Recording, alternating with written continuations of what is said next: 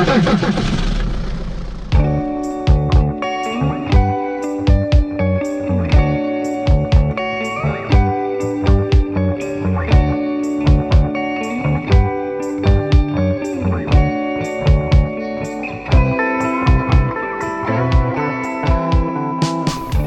à toutes et à tous et bienvenue sur la Panaméricaine, le podcast créé et animé par Marie Vesco et Antoine Rousseau qui porte sur les travaux en sciences sociales sur les Amériques. La traite négrière et l'esclavage des Africains ont été des phénomènes structurants du peuplement et du développement économique des Amériques. De nombreuses études sont attachées à retracer les itinéraires des navires négriers et à décrire les conditions de vie dans les plantations sous le joug de leurs propriétaires. Toutefois, de nouveaux travaux permettent de complexifier l'image que nous avons de l'esclavage, comme ceux réalisés par nos deux invités du jour. Jessica Balgui est docteure en histoire de l'EHESS au sein du laboratoire CIRESC et postdoctorante au Center for Black European Studies and the Atlantic à la Carnegie Mellon University. Sa thèse, soutenue en 2023, s'intitule « Indemniser l'esclavage en 1848, l'heure des comptes pour les propriétaires de couleur de la Martinique ». David Jabin est docteur en anthropologie de l'université Paris-Nanterre et chercheur associé au laboratoire Urbis de l'université Paris-Cité. Sa thèse, soutenue en 2016, s'intitule « Le service éternel, ethnographie d'un esclavage amérindien, Yuki, Amazonie bolivienne ». Bienvenue à tous les deux. Et pour cette première question traditionnelle de la Panaméricaine, on va vous demander comment vous en êtes arrivé à travailler sur ce sujet de thèse qui vous a occupé. Jessica, peut-être si tu veux commencer. Oui, merci d'abord une nouvelle fois pour votre invitation et pour votre question. Alors moi, mon sujet de thèse, je l'ai choisi et en même temps discuté avec ma directrice de thèse à l'époque, qui était Myriam Kotias et qui lançait un projet sur la question des réparations au titre de l'esclavage, qui avait un volet historique qui s'ouvrait sur la question des indemnités, sur lesquelles on va revenir, je pense, ensuite.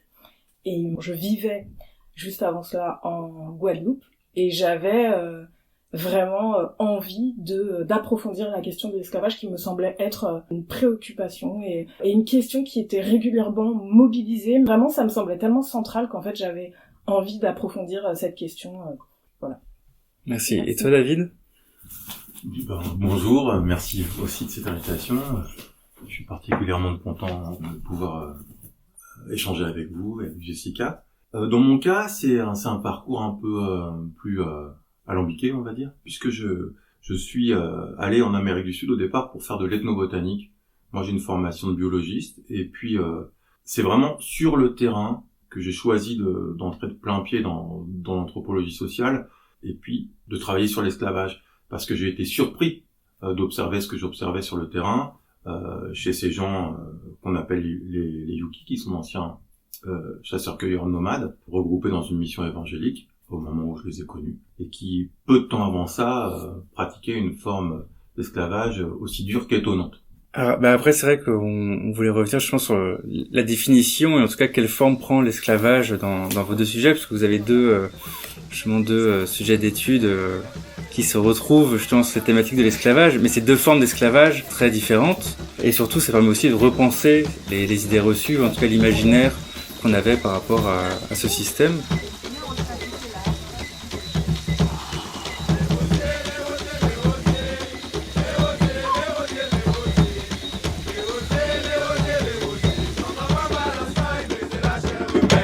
En l'occurrence, dans mon sujet, il n'y a pas vraiment d'enjeu sur la définition.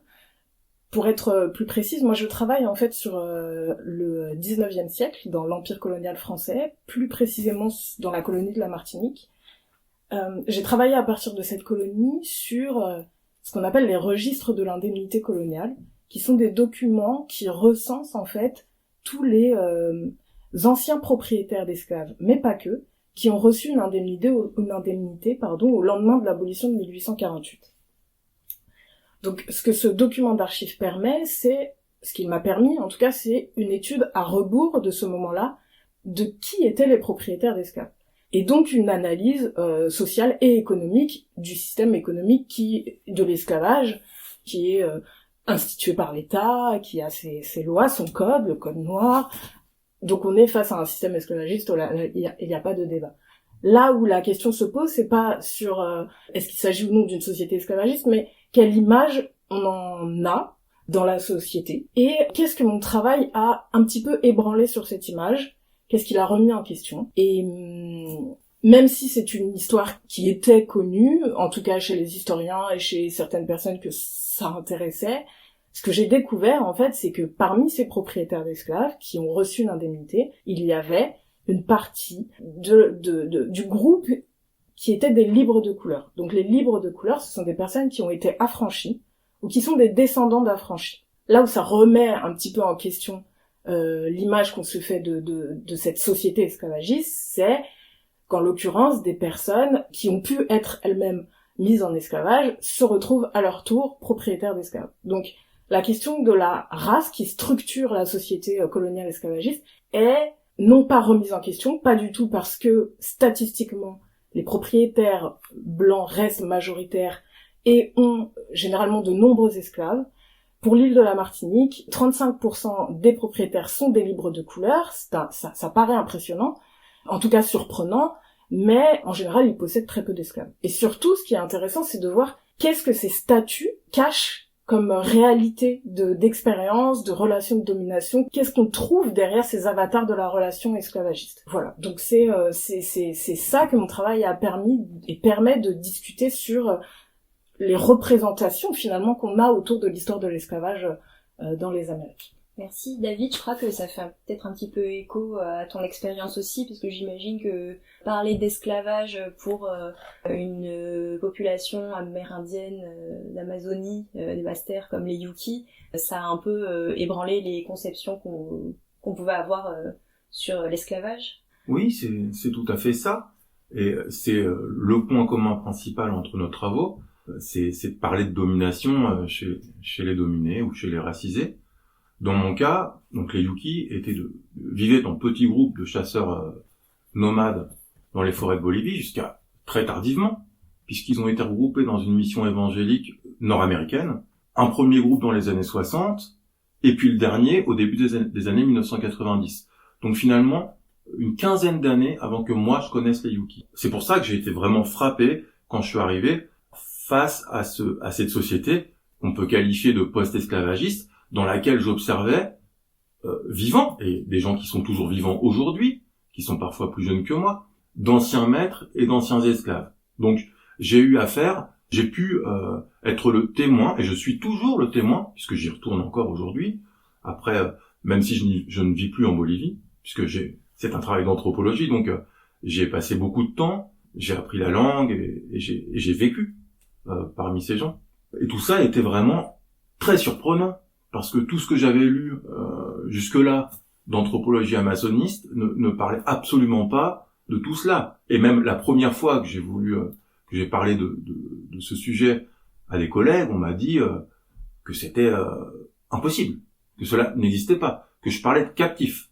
Or, ces esclaves, ou ces anciens esclaves Yuki, étaient nés au sein de ce groupe de parents Yuki et n'avaient de toute façon pas été capturés. C'était des gens du groupe, qu'ils soient des parents ou pas, ça c'est une autre affaire. Donc tout ça, dans le contexte de l'anthropologie amazoniste, qui est imprégné des idées de Pierre Clastres, comme le chef sans pouvoir, la société contre l'État, tout ça était très étonnant, et c'est pour ça que j'ai essayé de travailler sur cette question.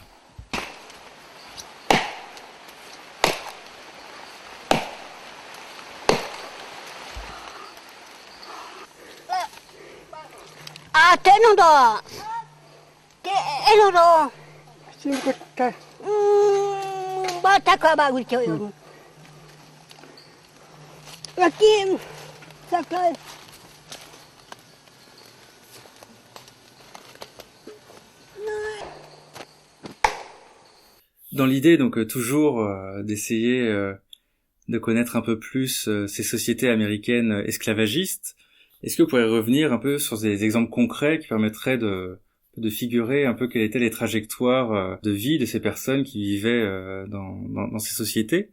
Et par exemple, toi Jessica, est-ce que tu pourrais nous dire en fait qu'est-ce que ça dit de la société donc esclavagiste donc française en Martinique. En fait, toute cette proportion de libres de couleur qui ont pu devenir propriétaires d'esclaves. Voilà, qu'est-ce que ça leur apportait aussi comme statut Alors pour revenir sur cet imaginaire autour de l'esclavage et des sociétés coloniales esclavagistes dans les Amériques, et en particulier dans les Antilles françaises, en tout cas c'est le sujet que je connais, je voudrais dire qu'il est d'une certaine façon fondé.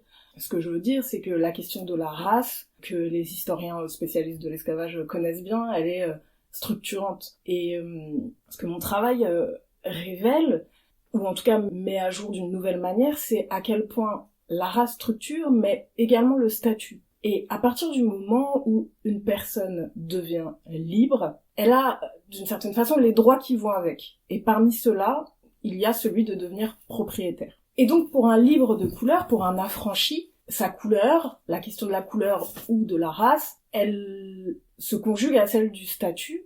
Et en tant que libre, devenir propriétaire d'esclaves, ça a une multitude de conséquences. Et une multitude aussi de réalités et d'expériences. Je vais vous donner quelques exemples. Pour être affranchi dans l'empire colonial français, il y a 2 étapes. La première consiste à obtenir sa liberté de la part du maître en se rachetant, par exemple. Sauf qu'une fois que cette liberté elle est accordée par le maître, il y a une deuxième étape qui consiste à faire reconnaître cette liberté par l'administration coloniale. Or cette reconnaissance de liberté a un coût, c'est la taxe d'affranchissement, jusqu'à 1831. Et par conséquent, un grand nombre de personnes vont être dans un statut intermédiaire qu'on appelle les libres de fait. Ils ne sont plus mis en esclavage, ils ont une liberté mais qui n'est pas reconnue. Or, pour eux, posséder un esclave, c'est aussi faire la démonstration de leur liberté. Et d'ailleurs, dans les années 30, la question des libres de fait agite beaucoup. Les libres de couleur les plus notables vont prendre la défense des libres de fait, et ils vont prendre pour exemple ces libres de fait qui ont des esclaves, en disant ils ne peuvent pas être esclaves, ils possèdent des esclaves. Donc, avoir des esclaves, c'est aussi asseoir son statut et sa position dans la hiérarchie coloniale. Posséder des esclaves, c'est aussi parfois purement statutaire, c'est-à-dire que, pour les mêmes raisons évoquées précédemment, c'est-à-dire la question de l'affranchissement et de la taxe d'affranchissement, certains vont racheter leur liberté, racheter des proches à leurs anciens maîtres, et ensuite ne pas faire reconnaître cette liberté auprès de l'administration. Et donc, ils deviennent les maîtres ou les propriétaires purement statutaires de leurs proches. Est-ce que là, on peut parler de relations de domination, ou est-ce qu'il s'agit juste d'un jeu avec les statuts dans une administration et dans une organisation coloniale qui permet et crée ce genre de relations statutaires? Il y a en fait une multitude de situations, d'autres qui, encore une fois, à mon avis, en tout cas c'est mon interprétation, sont créées par ces sociétés coloniales esclavagistes, et par les législations qui viennent également de métropole. C'est par exemple la question du cens. C'est-à-dire que le suffrage censitaire qui s'applique à la fois en métropole et dans les colonies fait que pour les libres de couleur, qui à partir de 1833 ont accès à un certain nombre de droits politiques desquels ils étaient exclus jusqu'alors, pour pouvoir exercer ces droits politiques, ils doivent justifier d'un certain nombre de propriétés. En l'occurrence, dans les colonies, c'est 30 000 francs de biens. Sauf que dans les colonies, être propriétaire, c'est aussi être propriétaire d'esclaves. Et à ce moment-là, un esclave a une valeur moyenne de 1000 francs. Donc, pour pouvoir être électeur ou pour pouvoir être éligible, il faut posséder des esclaves. Donc, il y a une organisation de la société qui favorise, qui crée ce genre d'avatar et de relations de domination. Et c'est en ça que c'est clairement un système esclavagiste qui saisit en fait tout le monde et dont on ne peut s'échapper, à mon sens. Merci. Et toi, David, est-ce que tu peux nous en dire plus sur le statut en fait d'esclave au sein de la société Yuki? Qu'est-ce qui fait qu'une personne n'est esclave ou libre, et qu'est-ce qui relie un peu toutes ces différentes strates de cette société? Alors tout ça est bien compliqué, mais je vais essayer de vous le raconter de manière synthétique. On est dans un contexte évidemment complètement différent de ce qui vient d'être dit précédemment. Alors de manière schématique, avant la période du contact avec les missionnaires, chaque groupe nomade Yuki était composé de 2 catégories sociales Je dis bien de manière très schématique parce qu'en fait, il y a une gradation des statuts de dominés que je vais pas décrire ici. Mais donc schématiquement, il y a les individus de haut rang, qu'on appelle en yuki saya, c'est-à-dire les maîtres d'esclaves et leurs parents proches, et les esclaves, qu'on appelle les biaremakwan. Et si on prend l'exemple d'un des groupes sédentarisés, le premier groupe sédentarisé en 1968, pour lequel je dispose de la généalogie la plus complète, on va dire, on se rend compte que parmi ces 46 individus, oui, on a affaire à de très petits effectifs. Parmi ces 46 individus, 8 étaient esclaves, soit environ 17% de la population totale. Ces 8 esclaves, 7 hommes et une femme, appartenaient tous, sans exception, au chef, à ses fils et à ses filles, et à sa femme. Ce qu'il faut comprendre, c'est que la figure du chef yuki, c'est un chef très autoritaire, contrairement, encore une fois, à l'image prototypique qu'on a des sociétés amazoniennes, autochtones. La figure du chef yuki est intimement liée à sa position de maître d'esclaves. Il possédait, comme je viens de le dire, la majorité des esclaves, tandis que sa femme et ses enfants se partageaient ceux qui restaient. Donc ça donne des groupes où on crée des étrangers, on défait des parents. On a l'habitude de dire que la vie en commun, que la commensalité, le fait de manger ensemble, le fait de manger la même chose, le fait de manger en même temps, en anthropologie, on a l'habitude de dire que ça crée les liens de parenté. Eh bien là, il y a toute une machinerie sociologique extrêmement complexe qui est mise en branle pour créer des non-parents, des étrangers, au sein de tout petits groupes, pour repousser aux marges du groupe des individus qui en viennent à constituer l'altérité, pas la plus radicale, mais presque. En tout cas, les humains dont le sort est le moins enviable. Parce qu'au début, ces esclaves avaient des liens de parenté particuliers avec la famille du chef, ou pas forcément? C'est là une question. Ah oui, puisque là on va rentrer vraiment dans cette machinerie sociologique. Il faut, pour comprendre la transmission des statuts et aussi la construction des liens de parenté, on sait que la génétique, par exemple, c'est notre idéologie de la construction des liens de parenté. Dans le cas des yuki, cette idéologie est différente et on est dans un système à forte inflexion patrilinéaire. C'est-à-dire que les statuts politiques sont transmis par le père, et qui peut devenir père? Eh bien, pas tous les hommes, puisque les fruits du travail, par exemple, d'un esclave ne lui appartiennent pas. Eh bien, il n'y a pas de raison non plus que les enfants qu'il ait conçus avec sa femme lui appartiennent. Donc, ils appartiendront à son maître. C'est-à-dire que lui, il faudrait que je vous explique aussi comment on conçoit la propriété. La propriété, que ce soit des êtres ou des choses, ce qu'on peut appeler propriété chez les yuki, elle s'acquiert par l'usage ou par la fabrication. Donc, pour parler des enfants, s'approprier un enfant, dire c'est mon enfant, eh bien il suffit de l'avoir nourri. C'est moi qui l'ai nourri. Et là, je vais vous donner l'exemple d'un vieil homme avec qui je discutais souvent sur mon terrain, qui s'appelait Loutre. Et ce monsieur, qui était assez âgé et assez sourd, quand je parlais avec lui, c'était tout le temps sa femme qui lui hurlait dans les oreilles pour lui dire « Le monsieur te dit que... » Un jour, je lui ai demandé « Dis donc, Loutre, on m'a dit que avant tu avais un esclave. » Et qu'est-ce que m'a répondu ce monsieur? Il m'a dit « Comment ça, j'avais? Non, j'ai un esclave. C'est cette andouille qui habite là-bas. » Je lui dis « Ah bon, si c'est ton esclave, pourquoi il n'est pas avec toi? Pourquoi il travaille pas pour toi? Pourquoi tu ne lui donnes pas d'ordre ?» Et le monsieur m'a répondu que c'était parce qu'il n'habitait plus avec lui. Puisque les missionnaires avaient imposé la résidence en famille nucléaire, et c'est une des choses qui a commencé à entraîner la déliquescence de ce système. Et donc, ensuite, avec sa femme, ils se sont mis à se souvenir j'allais dire du temps béni des colonies, c'est pas le cas, du temps béni de l'esclavage. Et enfin, c'est quelque chose dont les yuki anciens les vieux, on va dire, les personnes âgées, étaient fiers, puisque c'est ce qui montrait leur statut social.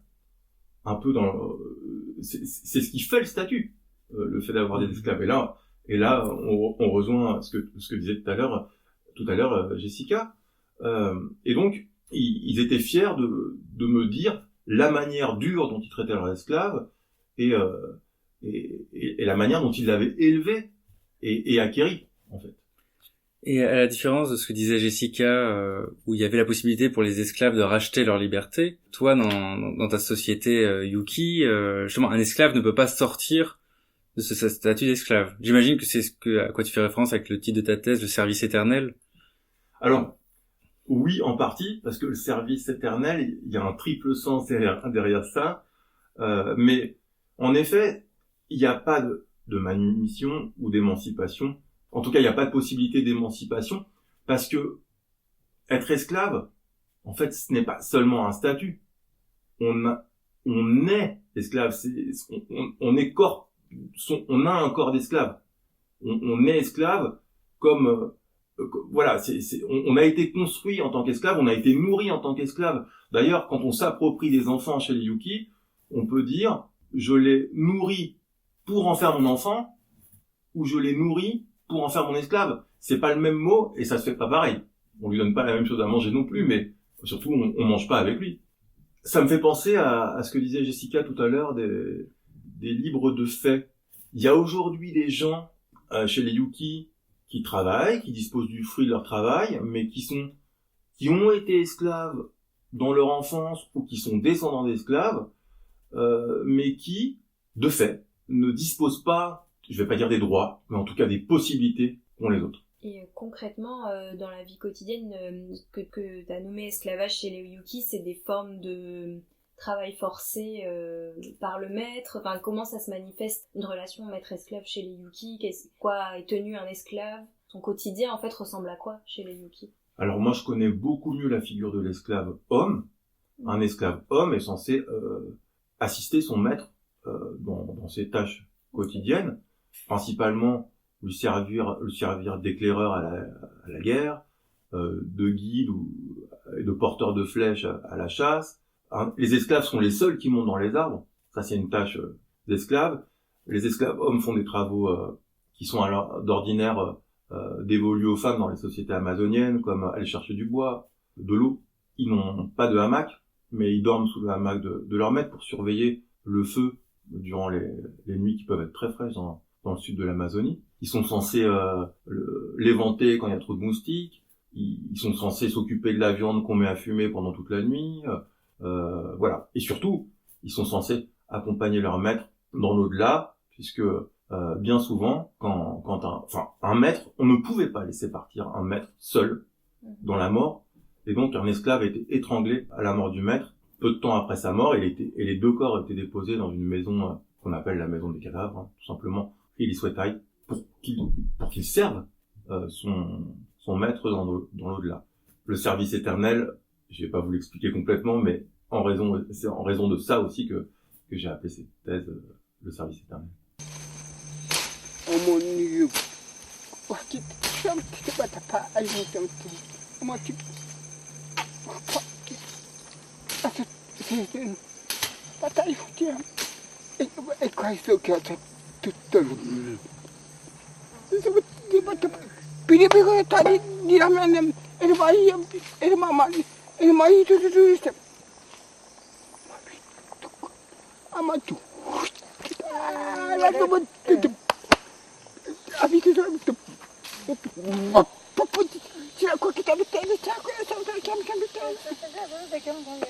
Alors David, je vais rebondir sur quelque chose que tu as dit, que tu connaissais beaucoup mieux le statut des hommes esclaves chez les Yuki.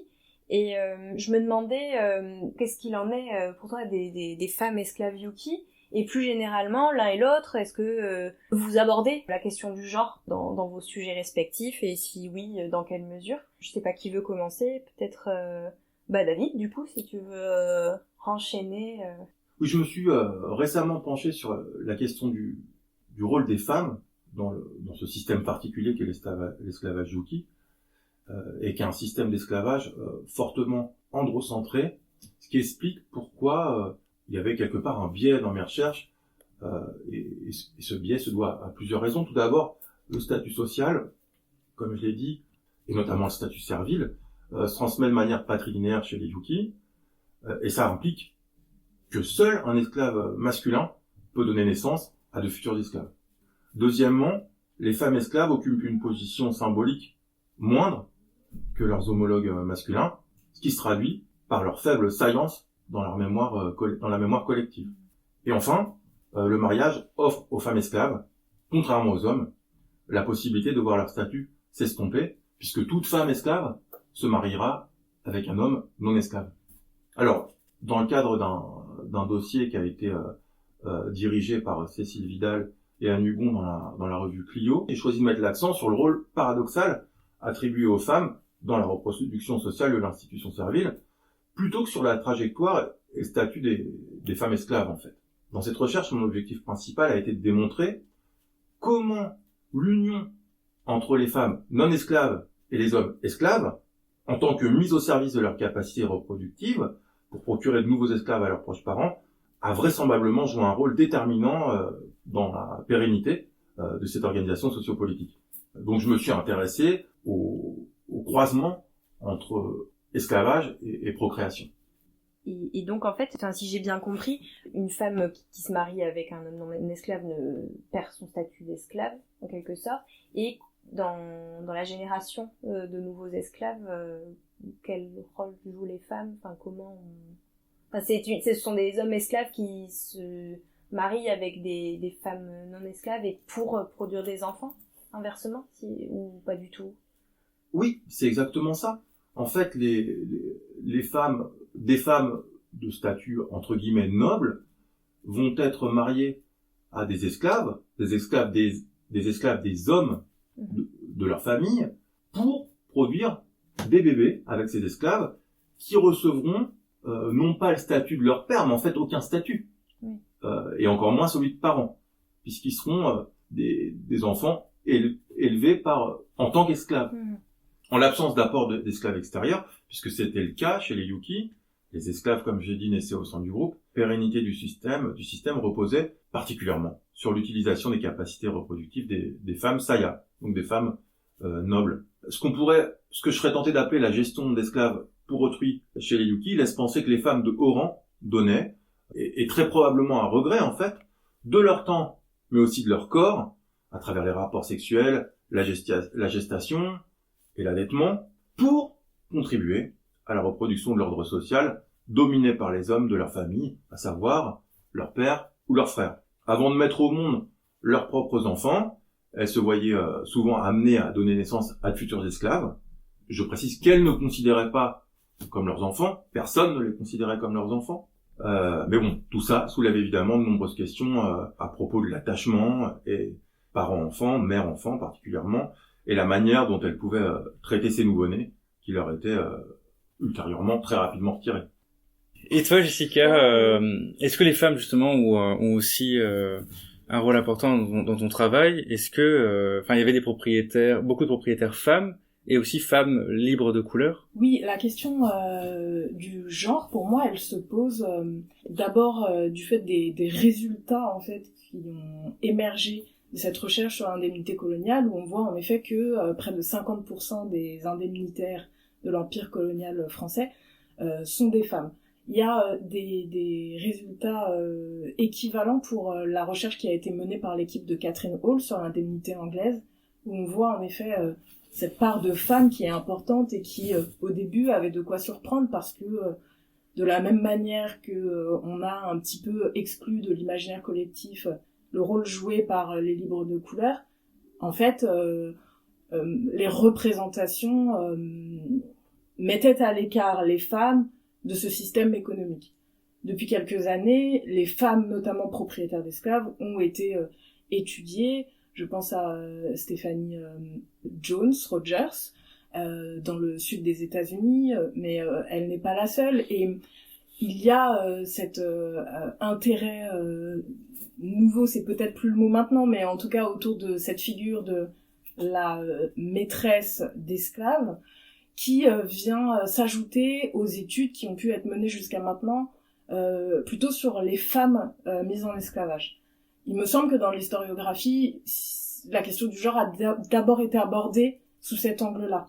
La question des femmes mises en esclavage, des rapports de genre et des relations, par exemple, est-ce qu'on peut appeler ça des relations, en tout cas toujours teintées de domination entre des maîtres blancs ou de couleur, mais c'est surtout la relation de domination entre des maîtres blancs et des femmes noires mises en esclavage qui a été interrogée par les historiens.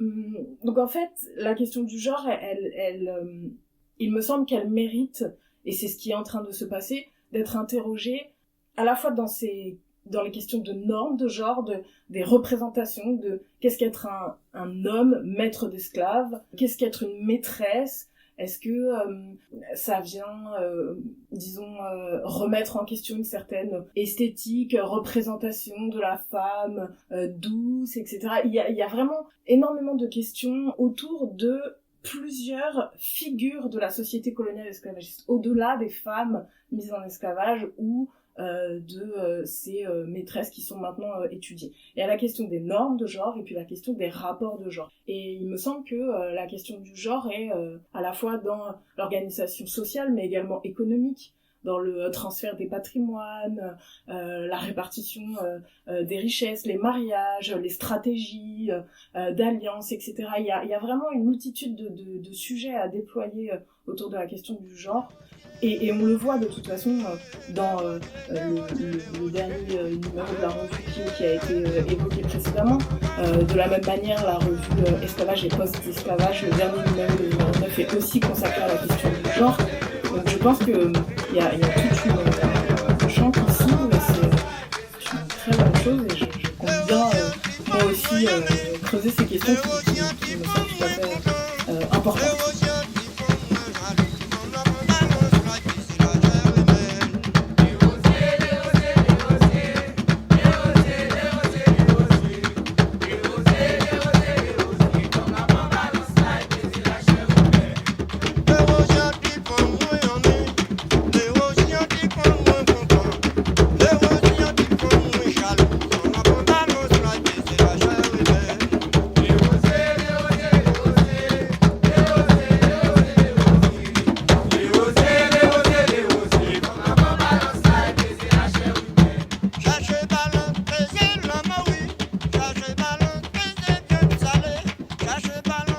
Une dernière question qu'on voulait vous poser à propos de vos sujets qui partent en fait d'observations qui sont étonnantes, c'est en fait est-ce que vos travaux, quel type de réactions ont suscité vos travaux, et surtout pour une thématique qui est aussi chargée, on va dire, d'émotions, encore au temps présent, avec la question des réparations liées à l'esclavage, à la question de la patrimonialisation de ce passé esclavagiste. On pense au statut, au nom de rue donc dans les pays qui ont bénéficié de cette histoire. Et donc tout à ces liens justement entre histoire, anthropologie, donc le travail scientifique, et la question plus politique ou alors militante en lien avec ces questions de mémoire. Jessica, est-ce que tu peux nous dire en quoi cela a impacté tes recherches ? Oui, bien sûr. La particularité de mon travail, c'est qu'il s'inscrit de fait dans le cadre d'un projet de recherche qui s'intéressait à la question des réparations. Donc il avait 3 volets, un volet contemporain, un volet très théorique, et puis ce volet historique dans lequel je m'inscrivais. Quand je suis partie très concrètement, vraiment très concrètement dans les sources, que je suis tombée sur ces registres de l'indemnité coloniale, j'ai vu ces noms apparaître, des personnes qui apparaissaient sans patronyme, ces livres de couleur, ceux que j'ai identifiés comme les livres de couleur. Et vraiment, la première réaction que j'ai eue, c'est que j'ai été surprise et je me suis dit, voilà, c'est mon sujet de thèse. Très concrètement, qui sont ces personnes qui étaient mises en esclavage et qui à leur tour deviennent propriétaires? Je trouvais ça fascinant pour rentrer vraiment dans la complexité de ces sociétés, les nuances, etc. Et si je suis très honnête, je crois qu'au début, j'ai pas tout de suite saisi la portée politique, disons, de ce sujet, qui en fait, en effet, a suscité différentes réactions à la fois dans la société, auprès de mes amis, mais aussi dans la recherche. C'est-à-dire que régulièrement, on m'a demandé pourquoi avoir choisi ce sujet-là. Pourquoi avoir choisi de travailler sur les livres de couleur. C'était un peu surprenant pour moi, surtout quand ça vient de la part de chercheurs, précisément parce qu'il me semble que notre rôle, et c'est là où j'en viens à peut-être pas la portée politique de mon travail, mais plutôt le rôle que l'historien peut avoir dans la société, c'est justement de documenter, de renseigner, d'analyser et de partager la complexité de ces histoires, en fait. Donc, il me semble pas que mon travail soit destiné ni à servir ni à desservir des causes politiques. Il me semble, en tout cas c'est comme ça que je l'envisage, que mon travail, à travers les sources que je révèle, et c'est d'ailleurs une grande partie de mon travail, ça a été de créer une base de données qui partage avec le grand public, donc en ligne, l'ensemble des données de l'indemnité coloniale, où on peut trouver tous les noms des anciens propriétaires d'esclaves. C'est aussi ce que j'ai fait en partageant les documents d'archives sur les débats qui ont mené à cette loi qui est encore discutée et controversée sur l'indemnité coloniale. Donc c'est de donner tous ces éléments qui permettent en fait d'alimenter le débat, mais aussi peut-être, et alors je l'espère, c'est aussi de l'apaiser et d'avoir une discussion sur des bases qui sont peut-être autre chose que des fantasmes. En cela, j'ai l'impression que l'histoire que j'écris, qu'on écrit peut-être, est une histoire qui participe à cette idée de réparer l'histoire par l'écriture de l'histoire. Merci Jessica, et David, est-ce que ton expérience fait écho avec ce que tu as vécu en travaillant sur ton sujet? Oui, ça fait pas mal écho à ce que peut vivre Jessica, dans le sens où on a un peu la même séquence, être pris par un sujet, se passionner pour un sujet qui prend à contre-pied les idées reçues, qui apporte de la nuance, du grain à la compréhension pour la compréhension des relations de domination, et puis qui entraîne de la part de gens qui comprennent pas forcément ces travaux, qui sont surpris par ces travaux, des réactions assez vives.